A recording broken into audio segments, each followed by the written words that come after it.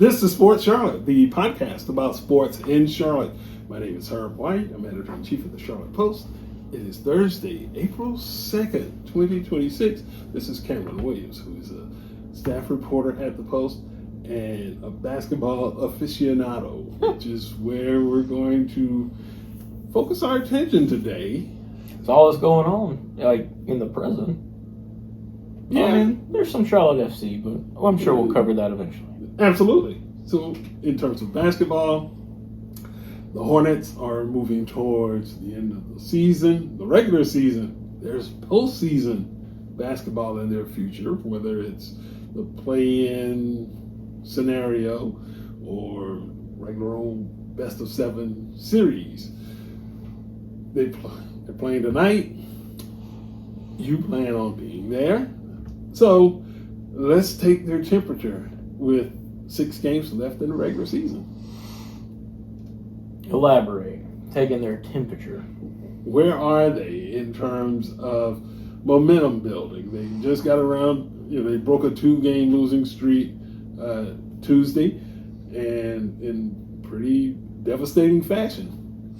Yeah, I mean, it's Brooklyn. You have to factor that into it. But the Boston loss had me a little worried, and Boston didn't have Jaylen Brown in that game. So to lose by 15 when they're without arguably their best player, I still tend to think Tatum might be the better overall player, but best scoring threat. When Jaylen Brown gets hot, he's a nightmare. Mm-hmm. But to lose that game in the fashion they did, it was alarming.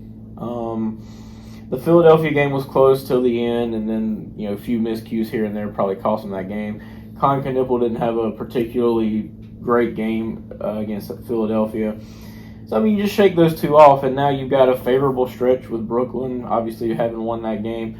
Phoenix, Indiana, before you go to Minnesota and to Boston, Detroit, and New York to finish the season. Mm-hmm. Yeah. So, there is that part of it. And is it worth it to start scoreboard watching, perhaps? Well, I think that's almost inevitable for teams. Anybody in that 7 to 10 range is always scoreboard watching, because you obviously want to be in the 7 or 8 spot, because then it's a matter of when you're in. 9 and 10 is a little more difficult. You got to win twice. So yeah, everybody's scoreboard watching, and I'm sure the Hornets were elated to see Boston absolutely put belt to behind to Miami last night. So there's that aspect of it. But when you're playing a game, you need to focus on strictly the game. And honestly, if I'm Spectrum Center's operations people, I'm like, don't run the scores for any other games on tonight. Just focus on this one. And I think if you just focus on the task at hand, I think you've got probably 3 more wins on this schedule. Mm-hmm. When you look at what they did to New York at home, I mean, they could go to New York and beat them in the last game of the year. There's nothing that, at least in my mind, says they can't do that. And the other side of it, even if you're not allowed to watch the scoreboard, you can still pull it up on your phone and all the other stuff that give us these modern-day conveniences. They're within, a couple of games of getting the 6th, depending on whether there's a massive collapse in front of them. So I guess the question now becomes, how mature is this group in terms of being able to see the task at hand, stick to the game plan, play with some maturity, play with intent, and go out and execute and do the job? I think from a maturity standpoint, I think they're there. But when you're talking about only being a couple, I mean, they're technically 2 games behind 6th and 7th place. 6, 7, for all the children listening. But you're behind, or you're 2 games behind Toronto and Philadelphia. Now, Philadelphia's going to have the tiebreaker. Toronto, based on that 3-pointer back in, December, they played Toronto in Spectrum Center, and they won. I believe Toronto's got the tiebreaker over Charlotte, so it's going to be hard to get the 6th spot, barring, like you said, a total collapse. But if they hold confirm, let's see, Miami's a half game behind Orlando and Charlotte. Charlotte's got the tiebreaker over Orlando, not Miami. Yeah, they need to handle business to stay in the 7 and 8 range. Yeah, and you talk about this closing stretch of 6 games. First 3, you look at it at least on paper, understanding that paper doesn't play. Yeah. Very winnable. Those last 3, maybe not totally losable. Well, I think any game on the Hornets schedule, we've seen them beat the best. We've seen them lose to the worst. Yep. What Hornets group's going to come to play each and every night? And I think if they continue to have consistency, I mean, you look at what they did at the latter part of January and really even spurts through February and March. They're putting, when you go down their record, you're seeing a lot more W's stacked than L's stacked. And that's honestly just covering the Hornets for 2 years that I've done now. This will be my 3rd year. So 2 full years and then this season. It's real nice to see because back when I first started covering, you'd see stacks of L's, little, maybe a W here, stack of L's, a little W, L. So the consistency is being built. Now, how will a team that hasn't been to the playoffs in 10 years live up to the moment? TBD. Mm-hmm. Yeah. And also keep in mind, regardless of how things shake out, it has been a remarkable season for the Hornets. Now, granted, they're not a 50-win team or a 60, but for them to just get to 40 when a year ago they were a 19-win team. I mean, they were low on the total. And for them to double the output in terms of wins is nothing short of remarkable. And Charles Lee will probably not get that many votes for Coach of the Year, but he deserves some sort of mention or kudos or whatever in terms of the job that he has done with this group, because he's gotten them to play together.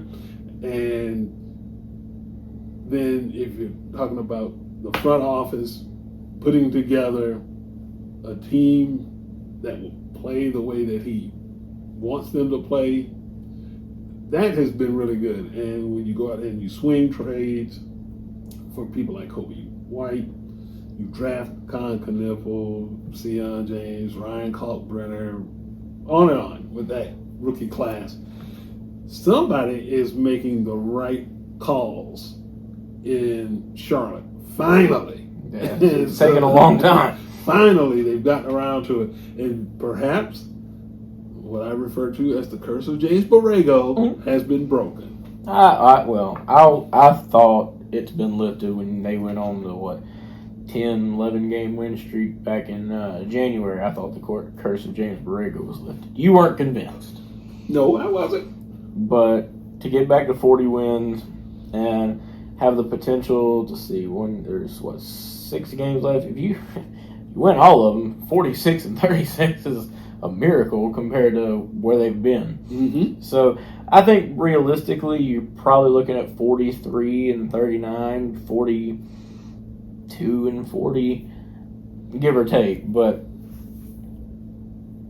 to say a Hornets team has gotten back to 40 wins is a win in of itself. Mm-hmm. Well, with these final 6 games, I know you said that they'll most likely break even. I think these next 2 for sure at home, at Minnesota, at Boston, at New York versus Detroit. Tough. I think they're going to go 4-2. No. I'll just throw that right on out there. So which of the 4 do you think they're going to beat? Minnesota, Boston, Detroit, or New York? I figured you would think they'd beat Phoenix and Indiana. Mm-hmm. New York. Okay. And? There's more? That's only 3. Oh, okay. You said 4 and 2. Oh, yeah, that's because I was also including tonight. Detroit. Detroit. So they're going to lose to Boston and Minnesota. Okay. Yeah. Yeah. I mean, but to me, it's almost like Minnesota and Detroit are almost interchangeable in terms of the wins because the Hornets are good enough to beat anybody. I'll say that with no hesitation. They're good enough to beat anybody. And I think they're beyond the stage where they were earlier in the season when they could lose to anybody. I think they're beyond that now. Okay. Not to say that it won't happen, but the chances are lessened that they will do that. Well, they did lose to Phoenix at the start of March. Yeah. But again, hard lessons need to be learned. They handled. I mean, they barely squeaked by Portland, but they beat Sacramento on the road, lost to San Antonio, but then rattled off 5 straight wins, including the win against New York at Spectrum Center. So, are they past the point where they can lose to anybody?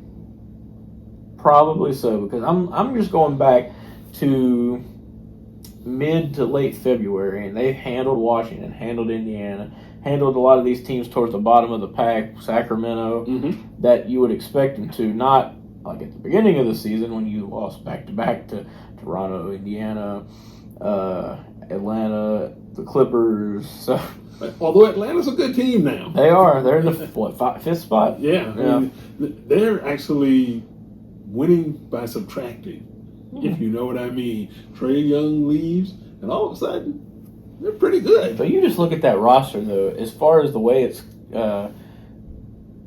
built, you got a 4 essentially running point guard, but you're allowing 3 shooting guards to kind of wreak havoc. I mean, Nickeil Alexander-Walker, he's more of a shooting guard. Obviously, C.J. McCollum, but with Jalen Johnson kind of facilitating things, that team is just a modern day basketball kind of nightmare for anybody. I wouldn't want to play them if I was in the playoffs. I can promise you that. Yeah, they've taken positionless basketball and put some new wheels on it. But it works. And if all your starting 5's right around 12 to 18 points a game, anywhere in that range, that's productive. Yeah. Hard to beat. Yeah. So we'll see how that goes. But I will go on record and go with 4-2. Okay, you heard. He wants to be quadruple P. He's not there yet. No. He's not there yet. No, I understand that very few people can get that right. As a matter of fact, never mind. Yeah, don't do that. We're not going to get into that today.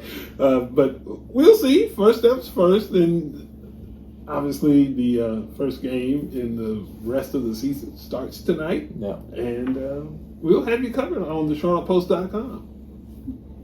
This guy. I'm trying to drag him out there tomorrow, or at least get him to the final home game against Detroit, but we shall see. But it's worth going to. I mean, I watched the games on TV and everything, and they are worth the watch. I will give them that. Now, you couldn't say that last year, or maybe 3 or 4 years ago, but they are worth the watch now. Last time they met. Well, the curse of James Borrego didn't kick in until 2022. Oh, well, there's that. Yeah. But more basketball on the horizon. Not necessarily games being played, but folks being hired by the Charlotte 49ers. Yeah. Well, recently it has been officially announced that Marcus Paige is going to be an assistant coach with the 49ers under head coach Wes Miller, as well as Chad Dollar, who comes from... Dollar Chad, y'all. But anyway, go ahead. Wow. You heard it there, Dollar Chad, y'all. Okay, Chad Dollar, he worked with Wes Miller at Cincinnati. He is going to be the associate head coach. I did put out the tweet several days ago that someone kind of tipped me off to the Marcus Paige news, and I was like, that would be really big. Put it out there. A couple days later, it becomes official, and I'm like, Wes is making moves. And he's still early enough, I would say, in his coaching career to where he played at North Carolina, had a illustrious career, hit the game-tying shot against Villanova in the national championship before Villanova came down there and hit the game winner. But it's hard to argue with his playing accolades. I mean, 11th overall in scoring in North Carolina, that's nothing to to sniff at. It's an achievement nonetheless. He was on Hubert Davis's staff the last 3 years, and I believe he was the JV coach. Because North Carolina's still one of those few. They still do that? Well, I don't know if they are doing it, but he was. Mm-hmm. I do know that. So nonetheless, I think that's a solid hire. You got a young, kind of jovial guy in there. Chad Dollar, been around the block a little bit longer, but a lot of experience.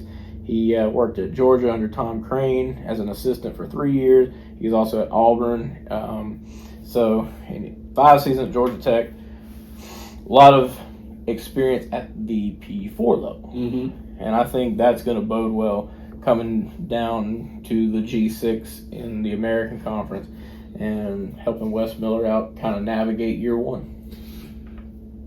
I can't wait to ask the question. You've got Charlotte fans, supporters, what have you. What is the temperature among the fan base that have Tar Heels on staff, knowing that for whatever reason, UNC draws a lot of flack for just, I guess, the success that they've had, and some people might be like, one Tar Heel, okay, but 2? Oh my God. And potentially 3. Yeah. I mean, the same source that told me about Paige also led me to believe that Sean May could be added to the staff.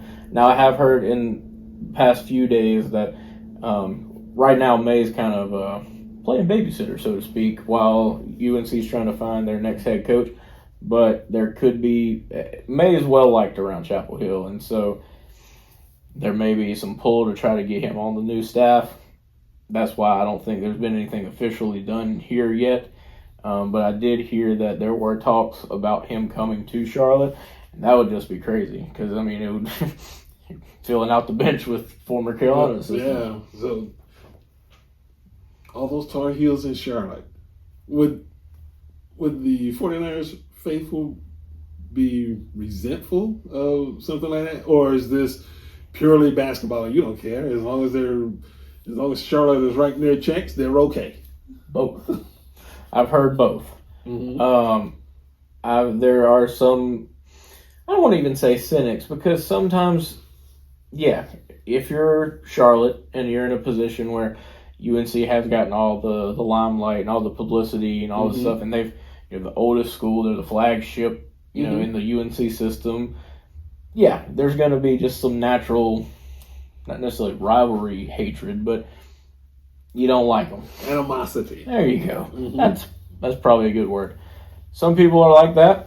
Some people, like your second point, are like, this is basketball related. They've got a decent basketball track record as assistant coaches. Bring them on. If they can help us win, we don't care where they got their degree, where they played basketball, where they coached. Bring them here.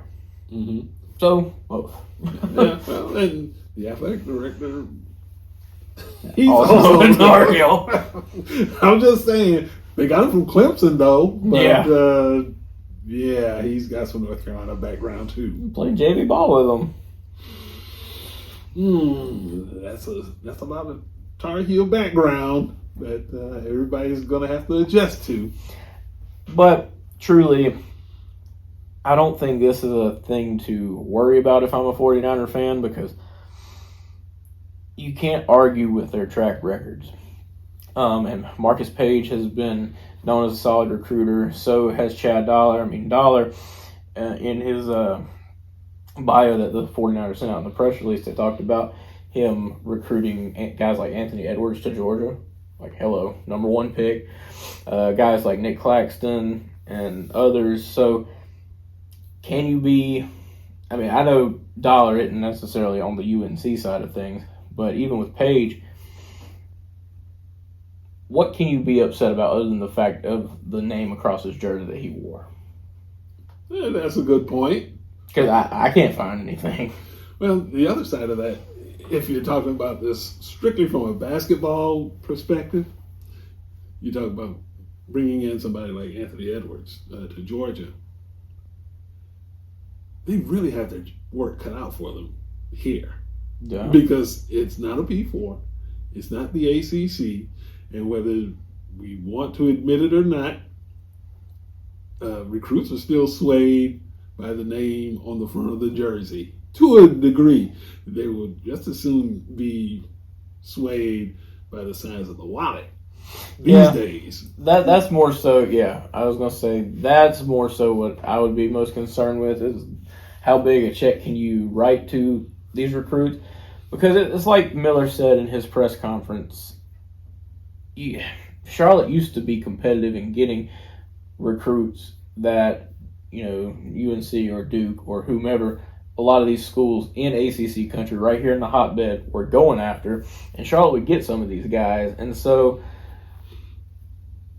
can they get back to that? I think it's going to come down to money in this day and age. Can you get enough money behind the program, in the program, funneling through and all crevices of the program to get high-profile prospects? I mean, personally, I think it's going to take a little bit of time to get that kind of money to beat out Duke and UNC and maybe even NC State to a degree on getting some of these high-profile players. But if you can do it, then Charlotte starts to get back in the basketball scene. Mm-hmm. Well, there used to be a time, long time ago, before NIL was a thing, where Charlotte could recruit, let's say, the high development guys, whether it was a Joby Thomas, Henry Williams, Byron Dinkins, those guys who were, at the time they were recruited, not necessarily considered ACC worthy, but they were good basketball players. Yeah. And Charlotte could go in with a Jeff Mullins or a Bobby Lutz or a Melvin Watkins. They could go in and identify these guys and say, you know what? You don't need to be there. You need to be here. And you could get those players in. But now the money is so huge until, and everybody got a sob story, whether, your folks are rich or poor. Of course, the sob story is better when your folks aren't loaded with money.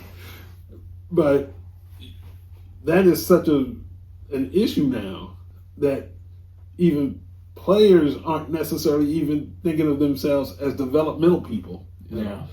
And I think it's worse in basketball than it is in football, where it's like, nah, development. I'm just here for the bag, man.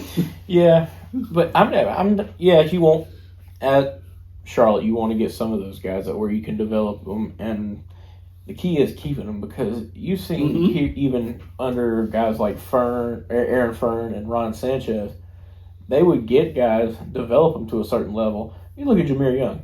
Dude's in the NBA right now with the Miami Heat and their G League affiliate. Anytime he goes down to the G League, I mean, he's a 30, 10, and 8 kind of guy. And they developed him to a certain point, but then the bag comes calling. He went to Maryland. Mm-hmm. Now, for Jameer, that's closer to home, and I kind of understand that. But even guys like Lakai Patterson or Igor Milicic develop them to a certain point. They play really well at Charlotte, off to Minnesota, off to Tennessee. Mm-hmm. Can you get enough money flowing through the basketball program to keep players like that put? Because you're not only recruiting the next portal class, you're recruiting your own roster every year. And that's why I'm saying get enough money to get some of these one and dones. I mean, I'm talking about get to that level. DeMarco Johnson. Mm-hmm. Hello. I mean, North Mecklenburg, really great player. Comes to Charlotte, balls out. 6'9", 250 power forward. Mm-hmm.